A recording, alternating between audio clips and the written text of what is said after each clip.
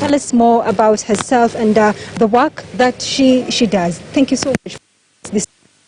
Maybe you can introduce us to the work that you do. Thank you. It's such a pleasure to be here in your country. It is my first visit to Africa, and this resolution is so important to end plastic pollution. We have been working for 11 years now, helping people in their daily lives and their work and their schools to end plastic waste.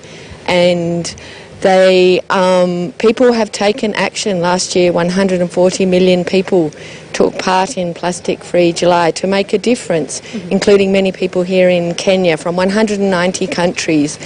And we did a survey before Unea to ask people of the world what they thought, and the message is really clear.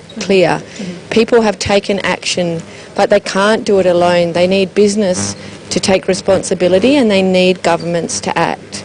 And so in our survey, we found that almost 9 out of 10 people worldwide said we support a global treaty to combat plastic pollution. And we are just so happy that the governments have listened and implemented this resolution. Maybe from your own view, why is it important to put this particular kind of resolution and for countries to adopt and implement it? This resolution is so important because we've moved beyond talking about the ocean, talking about marine litter. We're now talking about the full life cycle of plastic, from the extraction of fossil fuels to production and consumption and then waste disposal.